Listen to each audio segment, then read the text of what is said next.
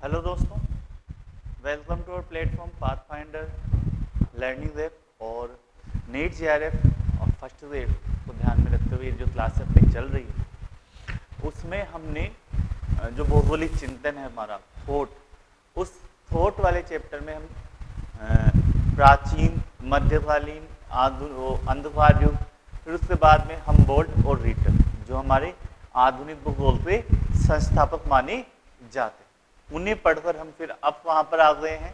कौन सा नेक्स्ट उससे आगे वाला पढ़ने जा रहे हैं, वो कौन सा है? Ratzel. तो रेड जेल का हम आज अध्ययन करेंगे और रेड जेल के बाद में जो नेक्स्ट है उनका भी अध्ययन हम करने जा रहे हैं। एक बार मुझे जो भी दोस्त हैं वो मुझे एक बार कंफर्म कर दे, वॉइस वगैरह सही आ रही है या नहीं आ रही है, जो भी जुड़े हुए हैं।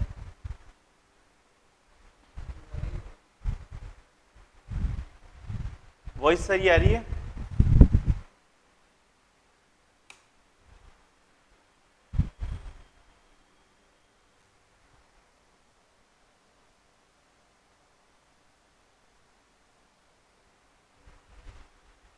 राघवेंद्र एक बार बता दो। हाँ सर, चलिए धन्यवाद राघवेंद्र जी। तो आज हम रेड जेल पढ़ेंगे और आज हमारी जो क्लास है वो इसी प्रकार से कंटिन्यू रहेगी। तो पहला कौन सा पढ़ेंगे? फेडरिक रेड जेल से हम प्रारंभ करते हैं। इनसे क्वेश्चंस बहुत बार पूछे जाते हैं और बहुत बार आते भी हैं। ठीक है, इंपॉर्टेंट ये हमारे भूगोल वेता है। इनकी जो संकल्पनाएं हैं, इनकी जो किताबें हैं, आप ये मान के चले कि हर दूसरे एग्जाम में इनसे रिलेटेड क्वेश्चन आपको मिलता ही मिलता है। हर क्षेत्र में इन्होंने कार्य किया है, राजनीतिक भूगोल हो, चाहे से सांस्कृतिक भूगोल हो या फिर आपका मानव भूगोल हो, तो इनमें इनका महत्वपूर्ण कार्य रहता है। 1844 से 1904 के मध्य इनका जीवन रहा। प्रशा के निवासी थे यूरोप में। वहां के प्रशा के इनका जन्म होता है। पुस्तकें जो इन्होंने लिखी, एक तो डार्विन पर लिखा था। कौन सा? डार्विन के विकासवादी सिद्धांत की व्यवस्थित समालोचना। ठीक है, ये इन्होंने की थी, यानी डार्विन के सिद्धांत की समालोचना प्रस्तुत की थी। और डार्विन के जो जीववादी विद्या सिद्धांत है ना, जीव उत्पत्ति सिद्धांत है, जो विकासवादी सिद्धांत है, उससे ये बहुत ज्यादा प्रभावित भी थे।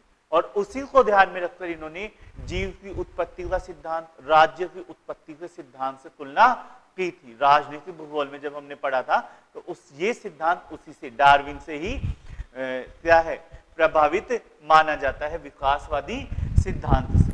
ठीक है, एक प्राणिवेत्ता की यात्रा इन्होंने लिखी। ठीक है, भूमध्य सागरीय तट के जो जीव हैं उनके बारे में इन्होंने बताया, यानी भूमध्य सागर है उसके आसपास जो जीवों का जो डेवलपमेंट होता है वो किस तरह से हुआ है, कौन कौन से जीव वहां पे रहते हैं।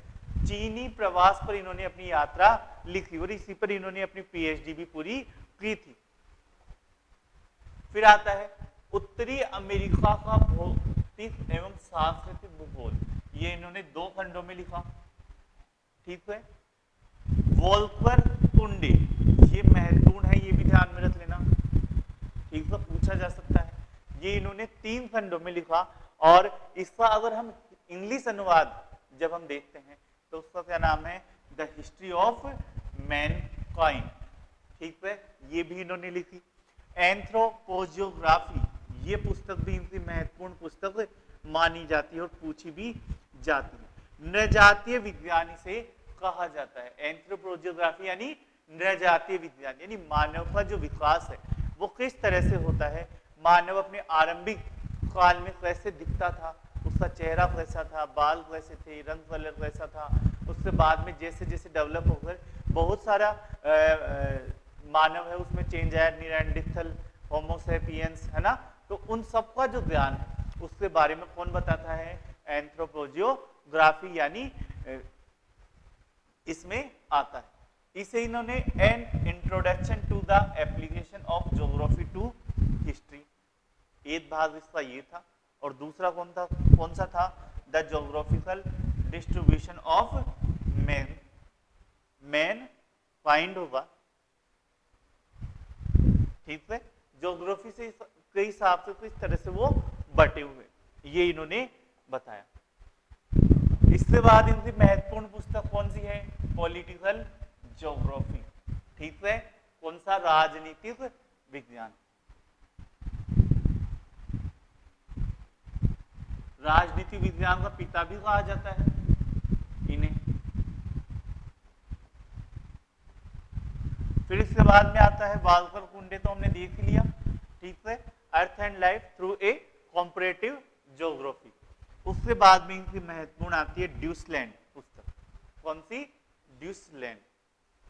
इसके बारे में भी जानेंगे कि ड्यूसलैंड पुस्तक में ये क्या क्या बताते हैं। ये कब आई थी? 1898 में। और चीनी प्रवास पर इन्हें क्या मिली? पीएचडी मिली। तो इनकी जो पुस्तकें हैं वो महत्वपूर्ण है, पूछी जाती है बार बार। एक बार फिर से हम उनका रिवीजन कर लेते हैं। ठीक है, तो पहली जो पुस्तक थी वो कौन सी थी? डार्विन की विकासवादी सिद्धांत की व्यवस्थित समालोचना। और इनकी विकासवादी सिद्धांत का इन्होंने पॉलिटिकल ज्योग्राफी में बहुत ज्यादा यूज किया था। एक प्राणिवेत्ता की यात्रा, ठीक है, वो मध्य सागरीय तट के जीव, फिर चीनी प्रवास जिस पर इन्हें पीएचडी मिली, फिर उत्तरी अमेरिका का भौतिक और सांस्कृतिक भूगोल, वॉल्कर कुंडे जिसे हम किस नाम से जानते हैं? The history of Mankind. फिर इसके बाद में एंथ्रोपोजियोग्राफी जिसे हम किस नाम से जानते हैं? नृजातीय विज्ञान के नाम से जानते हैं। ये इन्होंने पुस्तक लिखी, ये बहुत बार पूछी हुई है, नृजातीय विज्ञान, anthropogeography. Sorry. And introduction to the application of geography to history, ये इसका पहला वॉल्यूम था। और दूसरे वॉल्यूम का क्या नाम था? The geographical distribution of Mankind. फिर इनकी जो इंपॉर्टेंट पुस्तक आती है वो कौन सी है? पॉलिटिकल ज्योग्राफी, राजनीतिक विज्ञान। वाल्कर कुंडे तो हमने देखा ही था। और महत्वपूर्ण कौन सी है लास्ट में? ड्यूसलैंड। तो ये इनकी महत्वपूर्ण पुस्तकें हैं जो आपको याद होनी चाहिए। कोई भी पुस्तक पूछ सकता है। और रेड जेल हमारे बहुत महत्वपूर्ण क्या है? भूगोलवेत्ता है। ठीक है, चलिए नेक्स्ट पे चलते हैं। डार्विन के विकासवादी दर्शन से काफी ज्यादा प्रभावित है रेड जेल, है ना। और रेड जेल क्या थे? मानव भूगोल का जन्मदाता और राजनीतिक भूगोल का पिता इन्हें कहा जाता है। और ये क्या बोलते हैं रेड जेल? कि I travelled, I said, I described, thus I led to the description of nature. यानी ये क्या बोलते हैं? मैं घूमता हूँ, मैं देखता हूँ चीजों को, मैं उनको कुरेदता हूँ, है ना। और उससे बाद में उन्हें मैं परिभाषित करता हूँ अपने हिसाब से। किस हिसाब से? नेचर के हिसाब से। यानी ये कौन से थे? संभववादी थे या निश्चयवादी थे? यानी उन्हें मैं परिभाषित किस हिसाब से करता हूँ? मैं घूमता हूँ अलग अलग क्षेत्रों में, मैं उनको जानता हूँ, उन क्षेत्रों को, उन क्षेत्रों के इतिहास के बारे में मैं जानने का प्रयास करता हूँ। फिर उन्हें मैं परिभाषित करता हूँ। और मैं परिभाषित किस हिसाब से करता हूँ? नेचर के पर्सपेक्टिव के हिसाब से मैं उन्हें परिभाषित करने का कार्य करता हूँ। तो इसका मतलब वो संभववादी थे, निश्चयवादी थे, संभाव्यवादी थे, नवनिश्चयवादी थे। किस तरह के भूगोलवेत्ता थे? वो थे निश्चयवादी भूगोलवेत्ता। यानी रेड जेल कैसे थे? निश्चयवादी। और निश्चयवादी में क्या होता है? प्रकृति हमेशा प्रमुख रहती है। हम सब चीजों में प्रकृति को ही महत्वपूर्ण मानते हैं। मानव क्या हो जाता है? गौण हो जाता है वहां पर। ठीक है, तो यहाँ पे आ गए ना कठोर निश्चयवादी भूगोलवेत्ता। ठीक है, इन्हें मानव भूगोल का जन्मदाता और राजनीतिक भूगोल का पिता कहा जाता है। ठीक है, ये भी ध्यान रख लेना। राजनीतिक भूगोल का पिता कौन है? मानव भूगोल का जन्मदाता कौन है? कौन है? Ratzel. और कठोर निश्चयवादी भी ये माने जाते हैं, निश्चयवादी पूर्ण रूप से। फिर उन्होंने मानव को प्राकृतिक वातावरण की क्या बताया? उपज बताया। मानव क्या है? कुछ नहीं है, इस दुनिया में आया है और इस दुनिया में चला जाएगा। और वो इस दुनिया में जितने समय रहता है उतने समय वह प्रकृति से प्रभावित रहता है। प्रकृति उसे जिस दिशा में चलाएगी, जिस दिशा में उसे भेजेगी उसी दिशा में वह जाएगा। ये क्या मानता है? मानव क्या है? प्रकृति की उपज है। ठीक है, जैसा हम है, हम पेड़ लगाते हैं, ठीक है, और 2 पेड़ लगाए हमने, एक तो गुलाब का लगाया, ठीक है, और एक कौन सा लगाया? एक इस कोई सा पेड़ जिससे फूल आते हैं, कौन सा? चमेली वाला लगा ली, ठीक है, दोनों पेड़ लगा ली। और गुलाब वाला पेड़ तो हमें पसंद आया तो हम उसको पानी भी देते हैं, खाद भी देते हैं, सारी चीजें देते हैं। और कौन सा पेड़? चमेली वाला हमें पसंद नहीं आया तो हमने बंद कर दिया, वो वहां पे क्या हो गया? मृत्यु हो गई उसकी, ठीक है। तो यही क्या होता है? ऊपर जिस तरह से प्रकृति चलाएगी, जिस तरह से हमें चलना पड़ेगा। उष्णकटिबंधीय क्षेत्रों में, है ना, मानव अलग तरह से व्यवहार करेगा। मानव की जो जनसंख्या वृद्धि है, मानव का जो स्वभाव है, मानव की जो संस्कृति है, वो अलग तरह से रहेगी। और जबकि उपोष्ण क्षेत्रों में अलग, शीतोष्ण में अलग, और शीत क्षेत्रों में अलग तरह से रहने वाली है। वो पूर्ण रूप से डिपेंड किस पर रहता है? प्रकृति पर ही रहता है, ठीक है। तो ये इन्होंने बताया। और उनके अनुसार मानव को भूमि पर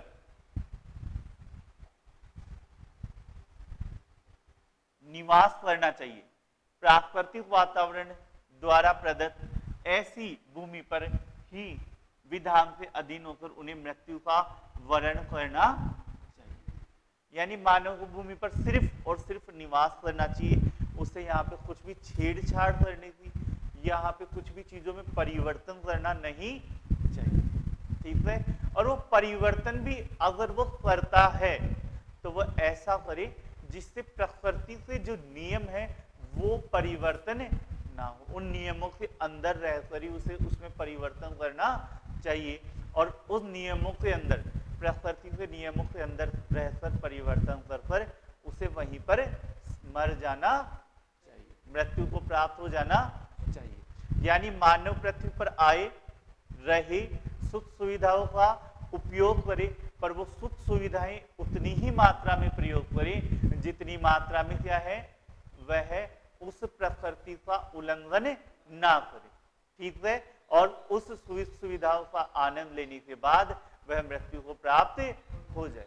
तो यानी प्रकृति को छेड़छाड़ हमें नहीं करना है बिल्कुल भी, 1% भी। गुड मॉर्निंग मनीषा, है ना, 1% भी हमें प्रकृति से छेड़छाड़ नहीं करनी। और वो छेड़छाड़ भी अगर हम करते हैं, जो 1% भी नहीं करते, वो प्रकृति से नियमों के अंदर ही हमें करना चाहिए। जैसे हमें आवश्यकता हुई घर बनाना है, तो घर बनाने के लिए आप पेड़ काट सकते हैं, लेकिन वो पेड़ ऐसा नहीं आपने पूरा जंगल साफ कर दिया, ठीक है। आप इतनी ही मात्रा में काटे जितनी मात्रा में आप उन्हें लगा सको, ठीक है। आपको कृषि करना है तो कृषि ऐसा नहीं अंधाधुंध कृषि कर रहे हैं और भूमि का प्रदूषण भी कर रहे हैं, यूरिया का इतना ज्यादा प्रयोग कर रहे हैं कि कृषि भी आज क्या हो गई? रसायन हो गई, ठीक है। तो वो प्रकृति के नियमों को हमें नहीं उगालना है। इन चीजों को ये बताते हैं। क्यों बताते हैं ये? क्योंकि ये क्या है? संभववादी है, निश्चयवादी? निश्चयवादी। ये प्रकृति को ही महत्वपूर्ण मानते हैं। रेड जेल ने मानव विकास के लिए 3 कारणों को उत्तरदायी बताया। एक तो स्थिति, कहां पे वो स्थित? मानव का विकास 3 चीजों से होता है। एक तो उसकी स्थिति क्या है? नदी क्षेत्र में रह रहा है, पहाड़ी में रह रहा है, उष्ण क्षेत्रों में, उपोष्ण क्षेत्रों में रह रहा है, शीत क्षेत्रों में रह रहा है, ठीक है। क्षेत्र कैसा है, ठीक है, ये। और तीसरा कौन सा आता है? सीमाएं, लिमिटेशन उसके पास कौन कौन सी है। जैसे पर्वतीय क्षेत्रों में रहने वाले लोगों के पास अलग सीमाएं रहती है ना, उनके पास भूमि, कृषि भूमि ज्यादा नहीं होती, उन्हें ज्यादा गर्मी के अंदर धूप का सामना करना पड़ता है ना। घर बनाने के लिए उनके पास रॉ मटेरियल ज्यादा नहीं होता, तो उनकी जो लिमिटेशंस है वो अलग रहती है। और वो लिमिटेशन किससे बनती है? प्रकृति से, ठीक है।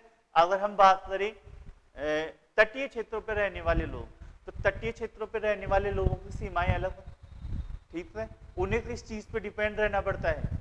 उन्हें समुद्र से जो जलीय जो जीव है उन पर निर्भर वो ज्यादा रहते, ठीक है। खारे पानी की उन्हें आदत रहती है, ठीक।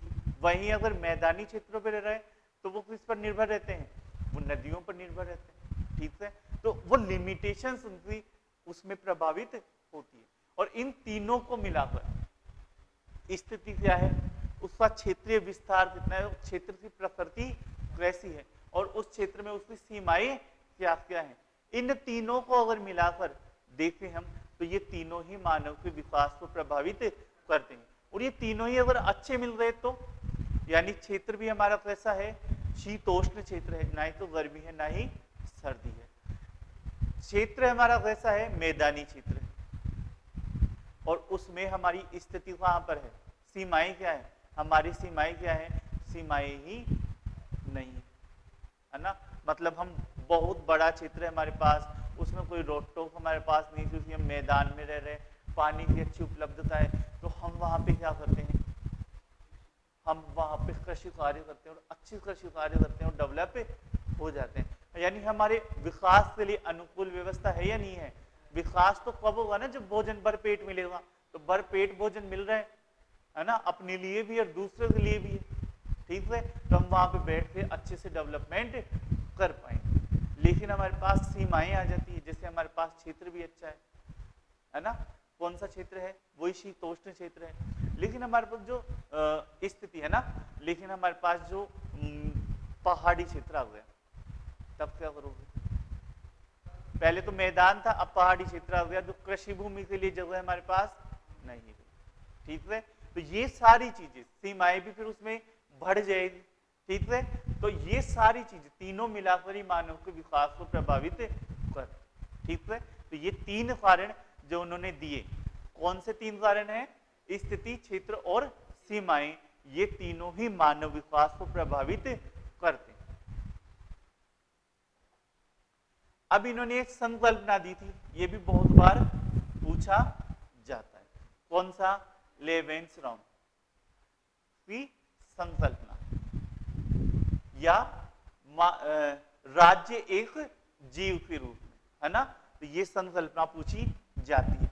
तो लेवेंसरॉम एक ऐसा भौगोलिक क्षेत्र है जिसमें जीवित जीव विकसित होते हैं या रहते हैं। इसे संक्षेप में जैविक स्थान भी कहा जाता है। तो ये भी पूछा जाता है बहुत बार, लेवेंसरॉम का अर्थ है आवास क्षेत्र, जीवित स्थान, है ना। तो ये बहुत चार ऑप्शन आते हैं उसमें, तो सही ऑप्शन कौन सा होगा, जैविक स्थान, जहां पे जीव अपना क्या करता है, विकास करता है, जहां पे जीव रहता है। एक भौगोलिक क्षेत्र, तो स्थान से आ गए ना भौगोलिक क्षेत्र, और कौन सा भौगोलिक क्षेत्र, जैविक, जहां पे जीव रहता है और अपना विकास करता है। तो वो जो क्षेत्र है भौगोलिक, उसे हम जैविक क्षेत्र बोलते हैं, और उसे रेटजेल ने क्या नाम दिया है, लेवेंसरॉम नाम दिया। ठीक है, यहां उनके विचार डार्विन के सिद्धांत से प्रभावित होते हैं, और इस कारण राज्य एवं समाज से अंगवादी सिद्धांत को विचारों की उन्होंने पुष्टि करते हैं। फिर राज्य भी कैसे डेवलप होता है, समाज कैसे डेवलप होता है, एक जीव की तरह डेवलप होता है। और जैसे जैसे जीव, एक छोटा बच्चा, फिर बड़ा बच्चा, फिर मेरे जैसा बच्चा, फिर और बड़ा बच्चा, है ना, तो धीरे धीरे विकास करता है, छोटे से क्या होता जाता है, बड़ा होते जाता है। वैसी ही प्रकृति राज्य की भी होती है। राज्य भी अनुकूल स्थितियां मिलने पर, अनुकूल परिस्थितियां मिलने पर राज्य भी क्या बोलता है कि मुझे भी क्या होना है, विकसित होना है, मुझे भी क्या होना है, डेवलप होना है। जैसे चीन को देख लो, है ना, चीन जैसे जैसे उसके पास पावर आती जा रही है, सत्ता आती जा रही है, पैसे आते जा रहे हैं, वो अलग अलग क्षेत्रों पर अपना दावा मजबूत करता जा रहा है। अभी ताइवान पे देख लो, ठीक है, चाइना, अमेरिका और ताइवान तीनों के मध्य स्थितियां सही नहीं चल रही है ना अभी, तो ताइवान वाली स्थिति देख लो, या इसके अलावा आप रूस वाली स्थिति देख लो। रूस टूटा, पहले बड़ा क्षेत्र था, टूटा, सिर्फ एक रशिया रह गया और बाकी अलग अलग क्षेत्र बन गए, और अब धीरे धीरे 5-6 साल में देखो वापस से वो पुराने क्षेत्रों पर अपना अधिकार जमाने का प्रयास कर रहा है, अपने क्षेत्र में विस्तार करने का प्रयास कर रहा है। तो जैसे जैसे जीव अनुकूल स्थितियां मिलने पर डेवलप होता है, विकास करता है, वैसे ही राज्य भी अनुकूल परिस्थितियां मिलने पर डेवलप करता है। तो ये डार्विन का विकासवादी सिद्धांत से प्रभावित थे। कौन से? Ratzel. और ये लेवेंसरॉम की संकल्पना, जैविक स्थान, ऐसा भौगोलिक क्षेत्र जिसमें जीवित जीव क्या करता है? विकसित होते हैं या रहते हैं। ठीक है, आ गया समझ में? डाउट थोड़ी है।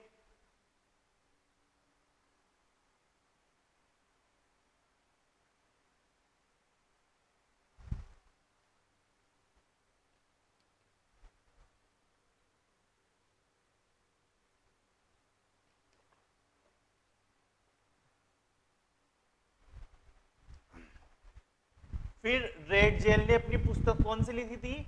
ड्यूसलैंड। ड्यूसलैंड में सांस्कृतिक दृश्य भूमि शब्द का प्रयोग भी इन्होंने करा। कौन सा शब्द है? सांस्कृतिक दृश्य भूमि। अगर आ जाए कि सांस्कृतिक दृश्य भूमि शब्द का प्रयोग करने वाले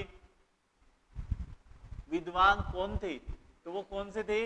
रेड जेल थे। ठीक है, कौन से विद्वान थे? Red jail. सावर मत कर देना, है ना? सांस्कृतिक शब्द दिखते ही सब किस पे टिक कर देते हैं? सावर पे। एक ही विद्वान पढ़ा है, कृषि में तो वानतुनेन और कल्चर में सावर।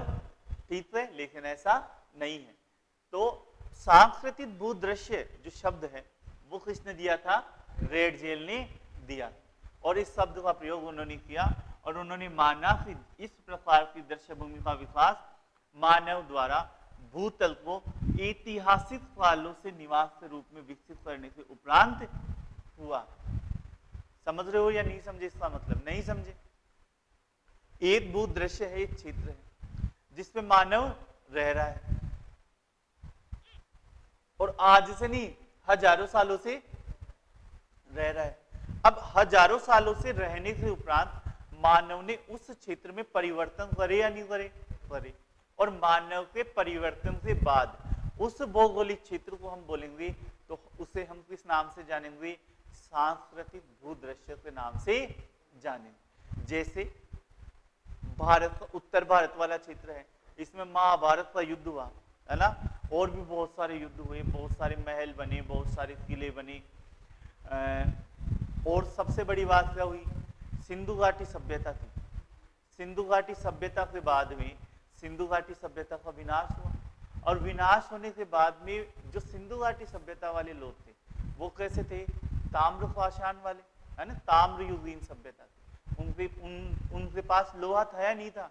नहीं था। तांबा थोड़ा कोमल आता है, लोहा थोड़ा कठोर आता है। तो सिंधु घाटी सभ्यता जब विनाश हुई उसके बाद में हमारे पास जो सभ्यता आती है वो कौन सी आती है? लोह युगीन सभ्यता, जिसे हम वैदिक काल, उत्तर वैदिक काल के नाम से जानते हैं। उसके बाद में आते हैं महाजनपद। कौन से जनपद? महाजनपद, है ना? अब उन महाजनपदों के काल में उत्तर भारत में, जैसे आपका उत्तर प्रदेश हो गया, बिहार हो गया, यहाँ पे वनों की कटाई हुई बड़े शानदार तरीके से, है ना? और आज ये इतनी उपजाऊ भूमि है और यहाँ पे आपको वन मिलते हैं क्या? नहीं मिलते। उत्तर प्रदेश, बिहार, इन क्षेत्रों में आपको वन देखने को नहीं मिलते। क्यों? क्योंकि उन वनों को हमने काट दिया। हमने मतलब हमारे पूर्वजों ने हजारों सालों पहले उनको काट दिया। अब 1000 साल पहले काटने के बाद वहां पे क्या करा? कृषि कार्य किया। ठीक है, कृषि कार्य किया तो मानव ने ही उस भूदृश्य को चेंज करा ना। जहां पे वन थे वहां पे आज कौन सी भूमि है? कृषि भूमि। चलो यहां तक सही है। फिर वहां पर उन्होंने एक सभ्यता बनाई, नगर, महाजनपद बनाए, आज भी है। उन्होंने विश्वविद्यालय बनाए तो आज भी उनके अवशेष तो विद्यमान है। उन्होंने मंदिर बनाए बड़े बड़े तो वो भी विद्यमान है। ठीक है, उन्होंने और भी बहुत सारी चीजें बनाई। ठीक है, बोधि वृक्ष आज भी है, वो उसी महाजनपद काल का है। तो ये हजारों वर्षों के दौरान मानव ने इस भूदृश्य में बहुत सारे क्या करे हैं? परिवर्तन करें। और इस भूदृश्य को हम भौगोलिक भी नहीं बोल सकते। क्यों नहीं बोल सकते? क्योंकि इस भौगोलिक दृश्य को तो हमने चेंज कर दिया। भौगोलिक तो क्या रहता? जब यहाँ पे क्या रहते? वन ही रहते। मानव झोपड़ी में रहता और वो झोपड़ी भी नष्ट हो जाती, मिलती ही ना। लेकिन मानव महलों में रहा, उसने शहर बसाए, छोटे शहर बसाए। ठीक है, और वो आज भी विद्यमान है। और उन्होंने इस पूरे परिदृश्य के बनते उनको साफ कृषि भूमि कर रहा है और आज भी उन क्षेत्रों में कृषि भूमि कर रहा है। तो ये तो भौगोलिक तो नहीं रह गया ना, ये क्या हो गया, मानव द्वारा परिवर्तन। और मानव परिवर्तन करा तो उससे संस्कृति बनती है ना। मानव ही की जो विकास की जो अवस्था होती है उसे हम क्या बोलते हैं, सांस्कृतिक। तो ये जो भूदृश्य हम देख रहे हैं आज, वो भौगोलिक ना होकर कैसा हो जाता है, सांस्कृतिक भूदृश्य हो जाता है। और ये बात इन्होंने किसमें बताई, ड्यूसलैंड में। ड्यूसलैंड जो अपनी पुस्तक थी उसमें इन्होंने सांस्कृतिक भूदृश्य शब्द दिया था। और सांस्कृतिक भूदृश्य शब्द का मतलब समझ में आ गया सबको, आ गया ना। चलो फिर ये पार्थ सत्यता, टेरिटोरियल रियलिटी में क्या करते थे, विश्वास करते थे। फिर जो भी है भौगोलिक सत्य है ना, जो विश्व में जो चला आ रहा है वो सारे क्या है, सत्यता है। एक नियम दूसरे से प्रभावित होता है। रेड जेल ने मानव भूगोल का वर्णन क्रमबद्ध विधि द्वारा किया। ये भी अच्छे से ध्यान रखना,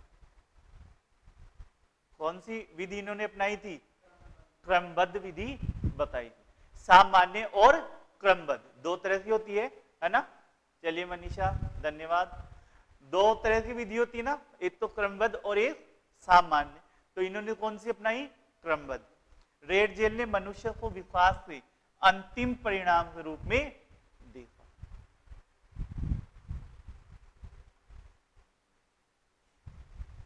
ठीक है, रेड जेल क्या मानते थे, मनुष्य है वो ही क्या है, विकास का अंतिम परिणाम।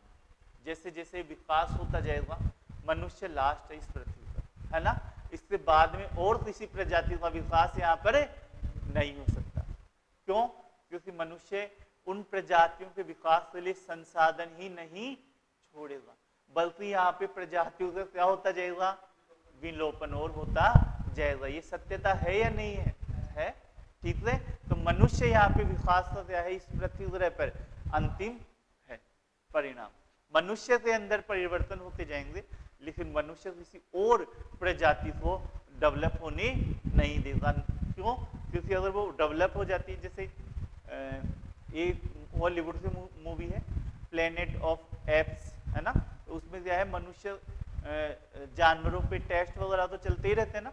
तो जो चिंपांजी जिसे हम बोलते हैं उन पे टेस्ट करते हैं, और जो वो वैक्सीन जो देते हैं वो दवाइयाँ, वो उनके दिमाग को इतना ज़्यादा डेवलप कर देती है। और उससे जो जैसे कोरोना वायरस आ रहा है, तो एक वायरस आता है, यानी मानव वो चिंपांजी तो डेवलप हो गया, लेकिन मनुष्य को उसका वायरस लग गया, है ना। उससे जो वायरस आया, और उस वायरस से मनुष्य का क्या हो गया, विलोपन होना स्टार्ट हो गया। और चिंपांजी जो है वो क्या है, वो विकसित हो गए। तो ये बहुत अच्छी मूवी है, देखना चाहिए। जो सोसाइटी में या समाज में जो विध्वंस जो चल रहे हैं, उसका एक परिणाम उसमें आता है। तो रेड जेल ने ही क्या बताया कि मनुष्य विकास का क्या है, अंतिम परिणाम। तो ये रेड जेल के बारे में जानकारियां थी, अच्छी अच्छी जानकारियां हमने जानी, ठीक है। ये जो सिद्धांत है, कौन सा वाला बच रहा है, मुझे पता ये नहीं आया होगा, पार्थिव सत्यता का सिद्धांत। ये 5 सिद्धांत आएंगे, हम जो सैम तक पढ़ेंगे ना, उसमें उन सिद्धांतों को अलग से समझाएंगे, ठीक है। 1 घंटे के लगभग ये सिद्धांत रहेंगे, पर आपको ये ध्यान में रखना है, पार्थिव सत्यता का सिद्धांत किसने दिया था, रेड जेल ने दिया था। फिर आ जाता है वॉन रिस्टोफेन। वान दिखते ही उनका नाम आ जाता है ना। तो वान रिस्टोफेन कहां से निवासी थे, ये जर्मनी से।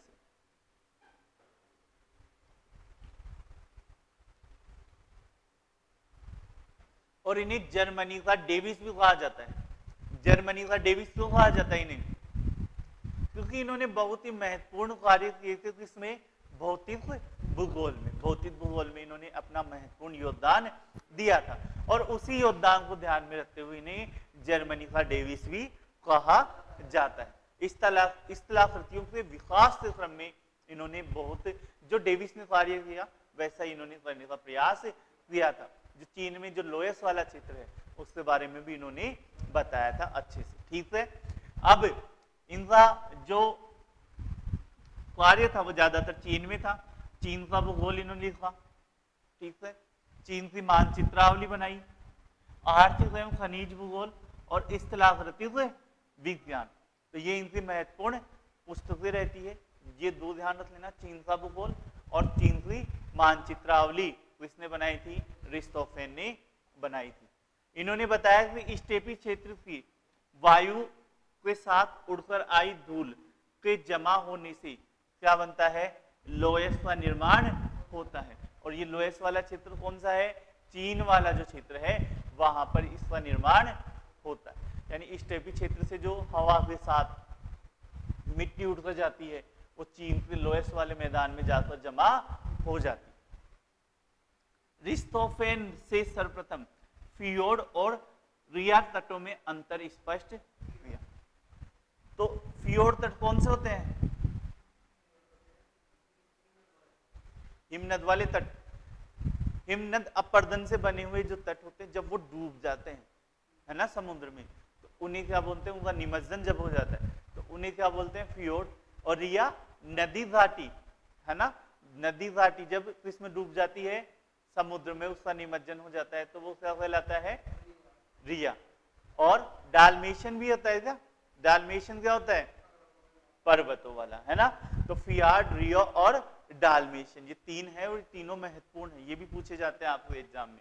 लेकिन फियोर्ड और रिया इन दोनों में अंतर सबसे पहले किसने बताया? किसने बताया? अरिस्टोफेन में। इन दोनों में अंतर इन्होंने स्पष्ट किया था। एक तो नदी घाटी से है और एक हिमनद से है।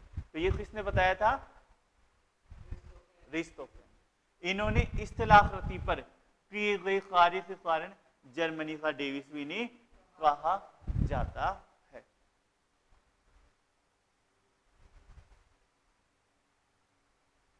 चलिए, सही चल रहा है क्या? अभी बीच में थोड़ी इश्यू आ गया था।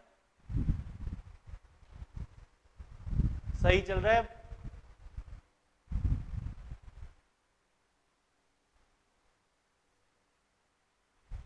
और इन्हें क्या कहा जाता है? जर्मनी का डेविस भी कहा जाता है। फिर आ जाते हैं नेक्स्ट हेटनर पर। कौन से? अल्फ्रेड हेटनर। कहां से थे ये भी?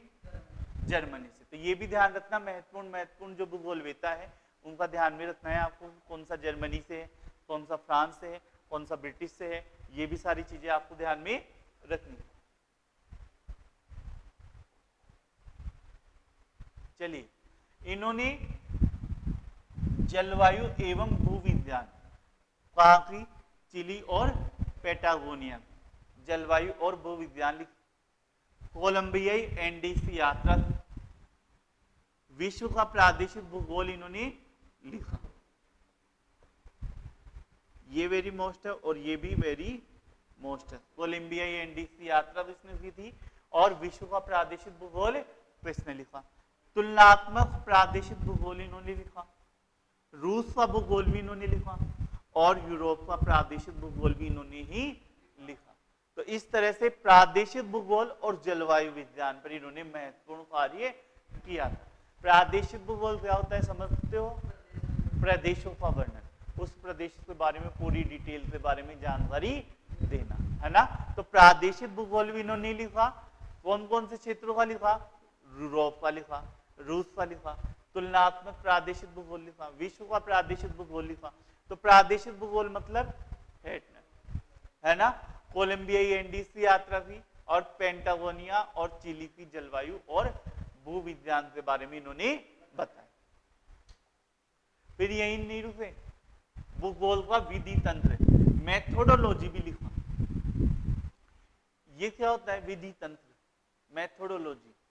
यानी भूगोल को अगर लिखना है, पढ़ना है, समझना है, उसमें और ज्यादा खोज करनी है तो आपको इस विधि को अपनाना चाहिए। जैसे रिसर्च में आपने पढ़ा है ना फर्स्ट पेपर में, मेथोडोलॉजी, है ना, मेथड। कौन सा मेथड आप इसमें अपनाओगे? तो भूगोल में कौन कौन से मेथड आप यूज में ले सकते हैं जिससे आपको अच्छे से अच्छा रिजल्ट प्राप्त हो, तो वो इन्होंने लिखा। पृथ्वी के महाद्वीपों की पृष्ठ आकृतियों के बारे में इन्होंने बताया। पृथ्वी पर सांस्कृतिक प्रसार और मानव भूगोल, ज्योग्राफी ऑफ मैन। ये ध्यान रख लेना, ह्यूमन ज्योग्राफी नहीं थी इनकी पुस्तक का नाम। हिंदी में तो मानव भूगोल ही बोलते हैं, है ना, और ब्लाश वाली भी हिंदी में मानव भूगोल ही बोली जाती है, लेकिन अंग्रेजी में इसमें अंतर आ जाता है, ज्योग्राफी ऑफ मैन और ह्यूमन ज्योग्राफी। ह्यूमन ज्योग्राफी आ जाएगा तो ब्लाश हो जाएगा, है ना, ज्योग्राफिया ह्यूमन है ना, तो वो तो ब्लाश हो जाएगा, लेकिन उसका अंग्रेजी में नाम अगर ज्योग्राफी ऑफ मैन है तो सही आंसर कौन सा होगा, हेटनर। समझ रहे हो बात को, ज्योग्राफी ऑफ मैन। तो इन किताबों में क्या है, एक बार इंग्लिश भी देख लेना, ठीक है। तो ज्योग्राफी ऑफ मैन अगर आपको मिलता है तो वो कौन सा रहेगा, हेटनर। ये इनके मरने के बाद प्रकाशित होती। तो ये सारी किताबें इन्होंने दी, अच्छा कार्य किया। 20वीं शताब्दी का अग्रणीय नीति विधारक, मेथोडोलॉजिस्ट इन्हें माना जाता है, जिन्होंने एक टेम्पलेट सेट किया। तो इस तरह से आप अगर आगे जाएंगे इन चीजों को आप अपनाते हुए, जो जो चीजें इन्होंने बताई, अनुभवात्मक होना चाहिए, प्रश्नात्मक होना चाहिए, और ये विधियां आपको यूज में लेनी चाहिए। तो वो जिस मेथड इन्होंने बताया उस मेथड से आप चलना चाहिए। और सबसे पहले किसने बताया, सबसे महत्वपूर्ण किसने बताया, तो किसने बताया, हेटनर। फिर भौतिक एवं प्रादेशिक भूगोल में इन्होंने महत्वपूर्ण योगदान दिया। भौतिक भूगोल में भी जलवायु में ज्यादा, है ना, और प्रादेशिक में इन्होंने रूस का लिख दिया, यूरोप का लिख दिया, तुलनात्मक लिख दिया, ठीक है, इन्होंने लिखे। हेटनर के अनुसार भूगोलिक क्षेत्र विवरण विज्ञान अर्थात क्या है, प्रदेशों का अध्ययन। तो ये तो समझाया हुआ है। क्षेत्र वर्णी विज्ञान क्या होता है, क्षेत्र के बारे में बताना, उस क्षेत्र के बारे में डिटेल आपको बताना, यानी सामान्य या क्रमबद्ध, क्रमबद्ध, ठीक है, कैसा है, क्रमबद्ध। कोरोलॉजिकल साइंस है, प्रदेशों के बारे में बताओ, है ना, क्रम से बताओ, समझ गए। फिर आ जाते हैं किस पर, ब्लास पर। कौन सा है हमारा, विडाल डीला ब्लास, फ्रांसीसी भूगोल वेता है। जर्मन पूरे हो गए, और अब कौन से आ जाते हैं, फ्रांसीसी। फ्रांसीसी के बारे में एक चीज जान लो, जर्मन वैसे थे निश्चयवादी, कि प्रकृति जैसा चाहेगी वैसा ही होगा। फ्रांसीसी जस्ट अपोजिट थे, वो क्या बोलते थे, मानव है, और मानव अगर इस दुनिया में आया है तो कुछ ना कुछ तो करके ही जाएगा, ऐसे ही थोड़ी चला जाएगा, अपनी छाप तो उसको छोड़नी ही चाहिए, है ना, और उस जब चाहिए तो इसका मतलब वो प्रकृति में चेंज कर सकता है। छाप कब छूटेगी, जब वो प्रकृति में चेंज करेगा, और जब उसको प्रकृति में चेंज करना चाहिए तो यानी वो संभव है, इस दुनिया में कुछ भी संभव है। अगर मानव चाहे तो वो सागर को नहर बना सकता है और नहर को सागर बना सकता है। अच्छा एग्जाम्पल था ये, है ना, तो ये कुछ भी वो कर सकता है, मानव चाहे तो। ये नहीं, ये संभववादी थे। कैसे थे,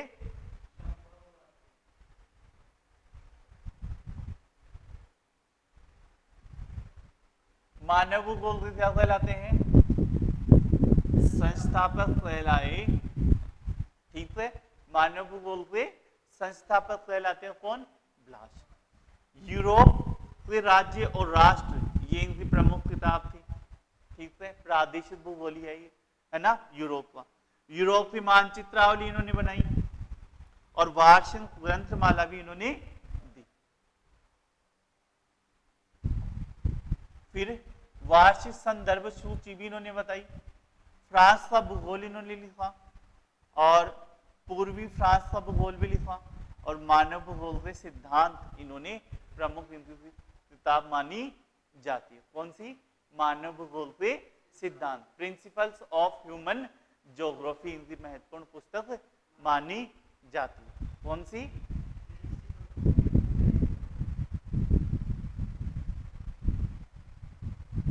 प्रिंसिपल ऑफ ह्यूमन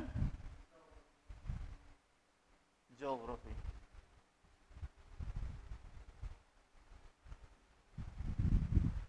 मानव भूगोल के सिद्धांत इनकी प्रमुख पुस्तक है।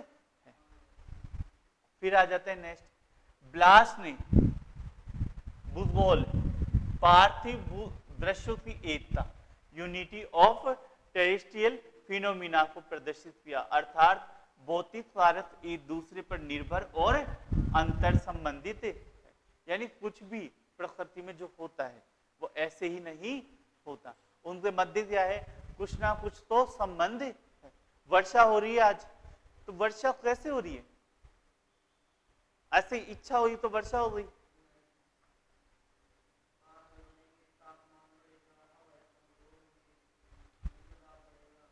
तो ये जो चीज है वर्षा होना, जो हमारे क्षेत्र में हो रही है, उस वर्षा होने से पहले और बाद में बहुत सारी चीजें हैं वो एक दूसरे से जुड़ी हुई है। जब तक पृथ्वी ऐसे झुकी हुई है तब तक सूर्य है जो उत्तरायण और दक्षिणायन होता रहेगा।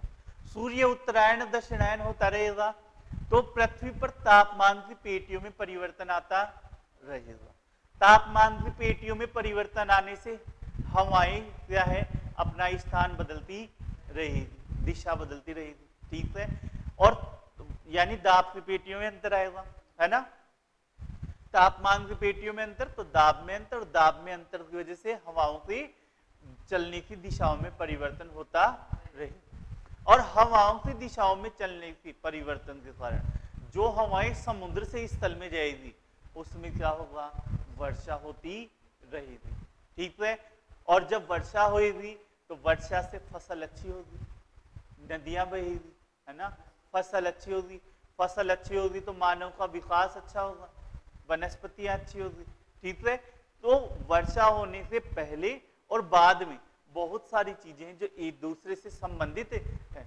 अगर मैं बोलूं कि पृथ्वी है वो सीधी हो जाए, है ना, अभी 23.5 झुकी हुई है, सीधा हो जाए तो सूर्य का उत्तरायण दक्षिणायन रुक जाए, हवाओं का दिशा बदलना रुक जाए, और वर्षा की भी एक जो निश्चित अवधि आती है वो भी समाप्त हो जाए, तो वो वर्षा होना भी पैटर्न जो अभी है वो भी चेंज हो जाए, वो दूसरा पैटर्न होगा फिर। तो एक दूसरे से इतनी सारी चीजें एक दूसरे से संबंधित है, और यही आपको कौन सा है, पार्थिव भूदृश्यों की एकता का सिद्धांत कहलाता है, ठीक है। भूगोल को क्या बताता है ब्लास, कि स्थानों का क्या है अध्ययन, कौन सा, वैज्ञानिक। इस स्थान विषयों का अध्ययन करो, आपको कुछ नहीं दे रहा है, पूरी पृथ्वी का एक साथ अध्ययन करने में, ऐसे अध्ययन करने लगे पूरी पृथ्वी में ज्वालामुखी आ रहे, ज्वालामुखी का अध्ययन एक साथ, है ना, या कृषि का अध्ययन, ऐसा नहीं, क्षेत्र में बांटो, उन क्षेत्रों में देखो कि उन क्षेत्रों में क्या हो रहा है। तो स्थान विषयों का अध्ययन बताया कौन सा, वैज्ञानिक। और इसी आधार पर इन्होंने फ्रांस को बहुत सारे छोटे छोटे क्षेत्रों में बांटा, प्रदेशों में बांटा और उनका अध्ययन किया। और उन छोटे छोटे प्रदेशों में जिन्होंने इन्होंने बांटा फ्रांस को, उन्हें क्या नाम दिया, पेज नाम दिया। क्या नाम दिया, पे, ठीक है, समझ में आ गया, क्या नाम दिया, पेज नाम इन्हें दिया। कौन से क्षेत्र, फ्रांस के जो छोटे छोटे क्षेत्र जिन्हें ब्लास, फ्रांस के क्षेत्र फ्रांस को जब इन्होंने प्रादेशिक अध्ययन के लिए छोटे छोटे क्षेत्रों में बांटा तो उन छोटे छोटे क्षेत्रों को ब्लास ने क्या नाम दिया, पेज नाम दिया, ठीक है, आ गया समझ में। तो ये था ब्लास के बारे में अध्ययन हमारा। ब्लास एक क्या थे, संभववादी भूगोलवेत्ता। तो जानते ही संभववादी क्या होते हैं, क्या कुछ भी संभव है, ठीक है, माउंटेन ड्यू वाला। संभववादी कैसे होते हैं, माउंटेन ड्यू वाले, है ना, जो वो पता नहीं क्या क्या उससे ऐड आते हैं, जानते ही हो आप। उनके अनुसार प्रकृति परामर्शदात्री से अतिरिक्त कुछ भी नहीं, परामर्श दे सकती है, करना है या नहीं करना ये इच्छा किसकी है, मानव, ठीक है। आप जैसे टीचर होता है ना, टीचर क्या होता है, परामर्श दे सकता है, बस पढ़ना है नहीं पढ़ना है वो किस पे डिपेंड करता है, स्टूडेंटों पे निर्भर करता है। तो मानव क्या होता है, स्टूडेंट है। प्रकृति वैसा है, टीचर है। प्रकृति परामर्श दे सकती है, मानना न मानना किस पर निर्भर है, मानव। तो ये क्या बोलते हैं, nature is never more than an adviser, कि एक एडवाइजर से ज्यादा कुछ भी नहीं। अर्थात प्रकृति संभावनाएं प्रस्तुत करती है। परामर्श देने का मतलब क्या हुआ, संभावनाएं, यानी तुम इधर भी जा सकते हो, देखो रोज 2 घंटे पढ़े हुए तो नेट हो जाएगी, रोज 4 घंटे पढ़ोगे तो जेआरएफ हो जाएगी, तो 2 संभावनाएं हो गई ना। अब आपको नेट करनी है, जेआरएफ करनी है, आप पे निर्भर है, ठीक है। तो मानव क्या कर सकता है, प्रकृति संभावनाएं प्रस्तुत करती है, तथा मानव अपनी क्षमता और आवश्यकता अनुसार उसका क्या करता है, उपयोग करता है। वो जो संभावनाएं दी है प्रकृति ने, उन संभावनाओं का उपयोग कौन करता है, मानव करता है। किसके अनुसार, अपनी क्षमता और आवश्यकता के अनुसार मानव इसका उपयोग करता है। हो गया, यहाँ पे कौन सा हो जाता है, ब्लास्ट पूरा अपना हो जाता है। अब किस पे चलते हैं हम, जीन ब्रोन्स पे। 1800, ये कौन सा है, 69 से 1930 तक ब्रूंस है, वो ब्लास्ट के शिष्य हैं, और ये भी क्या है, संभववादी। वैसे हैं संभव, ये गलत लिख दिया ना,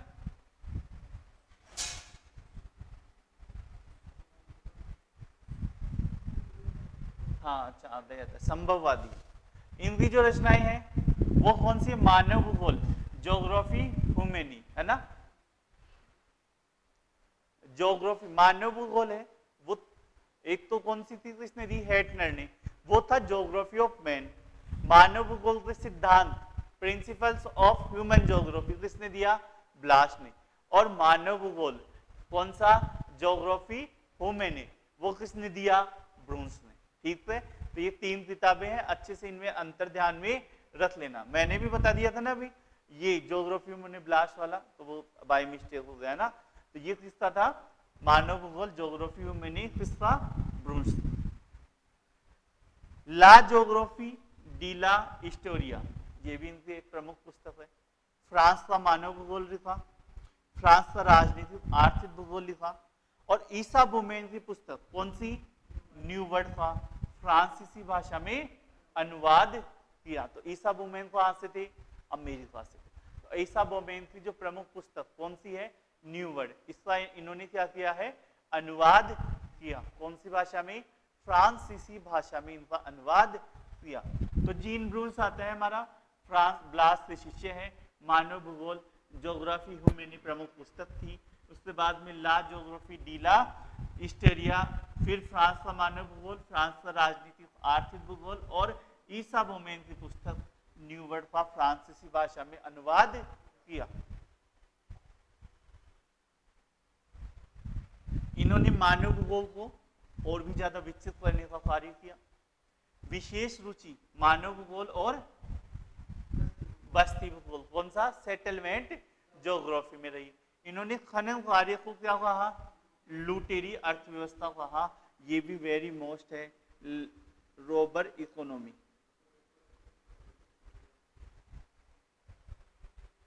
का नाम देखकर वर्णित किया। लुटेरी है, कोई पता थोड़ी चलता है कि खनन क्षेत्रों का कितना महत्व है, और इनलीगल माइंस हो गया या और भी बहुत सारी चीजें, कितना उसमें टन उन्होंने निकाला, कितना नहीं निकाला।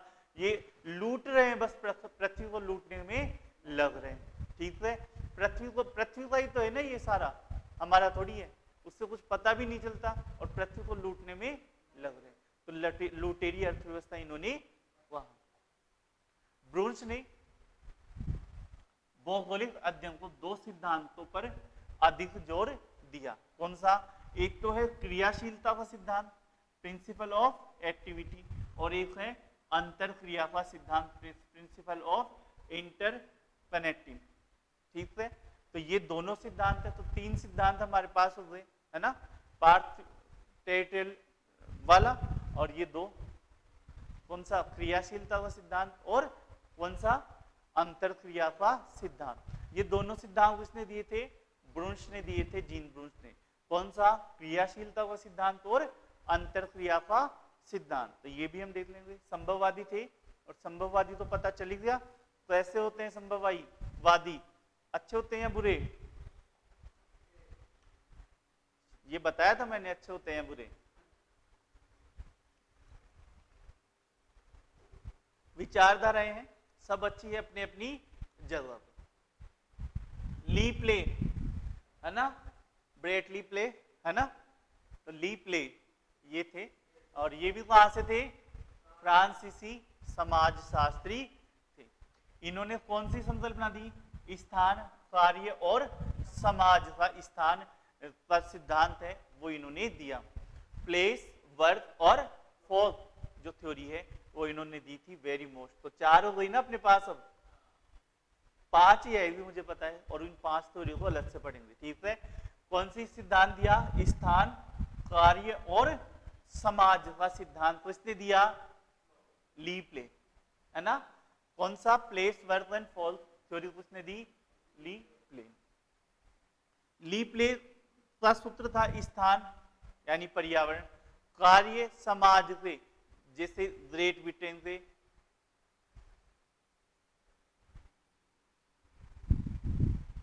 स्थान और कार्य, ये जो सूत्र था ये किसने दिया था?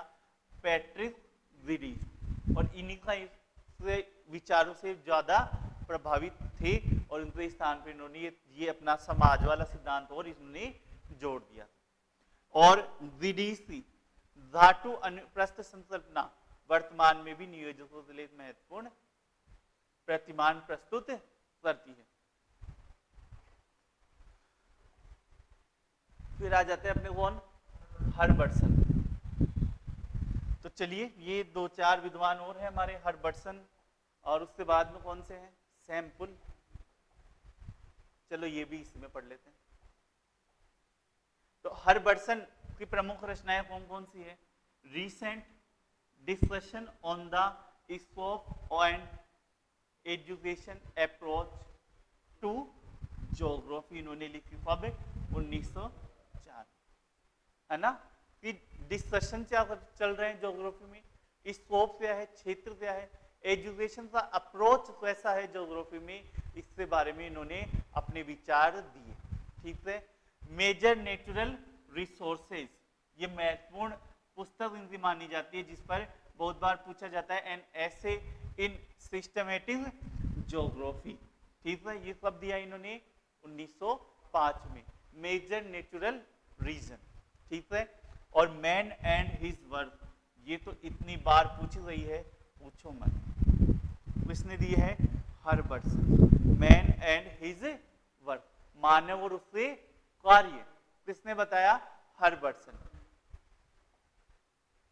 Geographical survey of British lakes, यानी जो ब्रिटेन की जो झीलें हैं उनका ज्योग्राफिकल सर्वे भी किसने दिया? हर्बर्टसन ने प्रस्तुत किया। नेचुरल रीजन्स किसने? सिस्टमेटिक, ये तो बता ही दिए ना।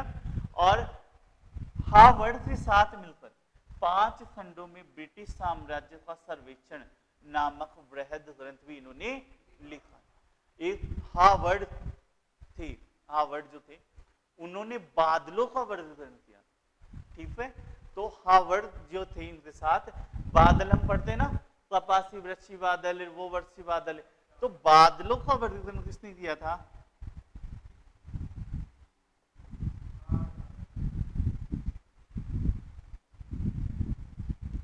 किसने दिया था? हार्वर्ड ने। किसने दिया था? हार्वर्ड ने दिया था। तो ये भी आप ध्यान में रख लेना। फिर उसके बाद में हर्बर्टसन के अनुसार प्राकृतिक प्रदेश निरपेक्ष या पूर्ण प्रदेश न होकर सापेक्षिक क्षेत्र होते हैं। तो होते हैं या नहीं होते हैं? बताओ। प्राकृतिक प्रदेश निरपेक्ष होते हैं या सापेक्षिक होते हैं? सापेक्षिक होते हैं। एक दूसरे से क्या होते हैं? प्रभावित होते हैं। एक दूसरे पर पूर्ण तरह से क्या होते हैं? डिपेंड होते हैं। वन क्षेत्र है तो वन क्षेत्र के बाद में घासलैंड आना ही आना है। ऐसा नहीं है कि वन क्षेत्र उसके बाद में सीधा से आ जाएगा मरुस्थल आ जाएगा, नहीं आएगा ना। घासलैंड तो आएगा ही आएगा, और मरुस्थल उससे बाद में आता है। मरुस्थल हमेशा कहां पे मिलेंगे? उपोष्ण क्षेत्र में, जहां पे वर्षा नहीं होती। ठीक है, तो इस तरह से जो प्राकृतिक प्रदेश हैं वो भी क्या होते हैं? एक दूसरे पर डिपेंड होते हैं, एक दूसरे से इंटरकनेक्ट होते हैं। जो प्राकृतिक घटनाएं हैं उनसे इंटरकनेक्ट होते हैं, वो निरपेक्ष नहीं होते। इन्होंने विश्व को 6 वृहद प्राकृतिक प्रदेशों में बांटा, और 6 बड़े और 13 छोटे। तो ये भी पूछा जाता है, हर्बर्टसन ने विश्व को कितने बड़े प्रदेशों में बांटा, है ना, या कितने प्राकृतिक प्रदेशों में बांटा? तो 6 तो बड़े और 13 छोटे प्रदेशों में इन्होंने बांटा। इन्होंने व्यवहारिक भूगोल में भी चिंतन किया, और ब्रिटेन से व्यवहारिक भूगोल शब्द सर्वप्रथम क्या करा? प्रयोग में लाया। तो व्यवहारिक भूगोल शब्द पहली बार प्रयोग में लाने वाले भूगोलवेत्ता कौन थे? हर्बर्टसन थे। पहली बार व्यवहारिक भूगोल शब्द प्रयोग में कौन से विद्वान ने लाया? हर्बर्टसन ने लाया। फिर उसके बाद में आते हैं हमारे लास्ट, कौन सी? सैंपल। ठीक है, EC Semple, Ellen Churchill sample.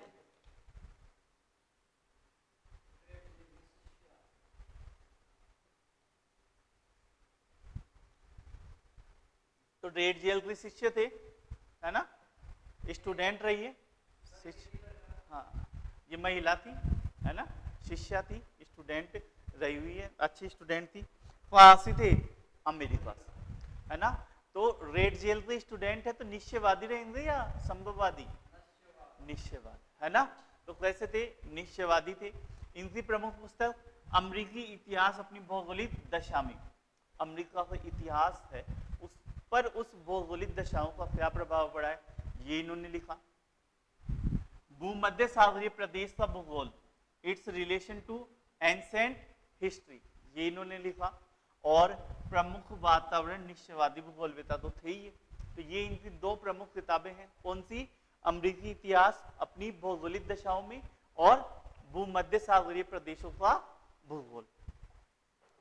Sample ने 1911 में एक और पुस्तक लिखी थी, जो इनकी सबसे प्रसिद्ध पुस्तक मानी जाती। क्या है? भौगोलिक वातावरण के प्रभाव, इन्फ्लुएंस ऑफ ज्योग्राफिक एनवायरनमेंट। कब? 1911 में। और इसमें ये वातावरण निश्चयवाद का करती है, समर्थन करती है, और इसमें लिखती है मनुष्य भूतल की क्या है? उपज है। पृथ्वी ने इसका पालन पोषण करते हुए उसके लिए कर्तव्य निश्चित किए तथा उसके विचारों को निश्चित दिशा में मोड़ा। जो हम रेडजेल में समझे थे कि मनुष्य प्रकृति, मनुष्य वातावरण की उपज है, वातावरण ने ही इसको निश्चित कर्तव्य दिए, निश्चित कार्य दिए। जैसे अगर मनुष्य शीतोष्ण क्षेत्रों में है तो उसे कृषि करनी है खाने के लिए, क्योंकि वहां पे वन तो है नहीं, तो उसे घास है, घास खा नहीं सकता, तो कृषि करना पड़ेगा। अगर वो उपोष्ण क्षेत्रों में तो उसे क्या करना पड़ेगा? शिकार करना पड़ेगा, क्योंकि वहां पे कृषि कार्य होता ही नहीं। ठीक है। और अगर वो कौन से क्षेत्र में है? उष्ण क्षेत्रों में है, तो वह संग्रहण या अपन जीवन करेगा, या तो शिकार करेगा या संग्रहण करेगा। पेड़ जो लग रहे हैं उनसे पेड़ों से क्या फल वगैरह तोड़ के खाएगा। तो उसने कर्तव्य भी उसके लिए निश्चित कर दिए हैं, और कर्तव्यों के साथ साथ उसने ये चीज भी निश्चित करी है, कौन सी? कि मनुष्य क्या करता है?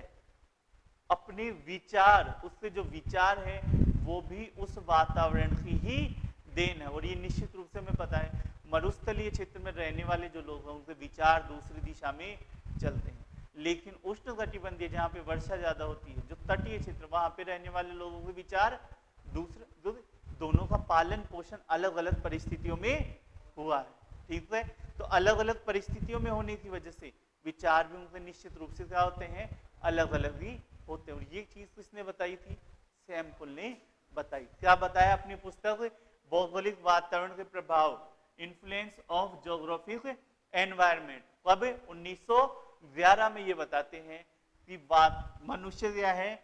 भूतल की उपज है, पृथ्वी को इसका पालन पोषण करते हुए उसके लिए कर्तव्य निश्चित किए हैं और उससे विचारों को भी क्या करा है, निश्चित दिशा में मोड़ा है, निश्चित दिशा में परिवर्तित किया है। तो ये थे हमारे प्रमुख भूगोलवेत्ता। आई होप आप सबको अच्छे लग रहे होंगे, पसंद भी आए होंगे। और भी कोई डाउट हो तो कमेंट बॉक्स में मुझे बता देना। धन्यवाद दोस्तों।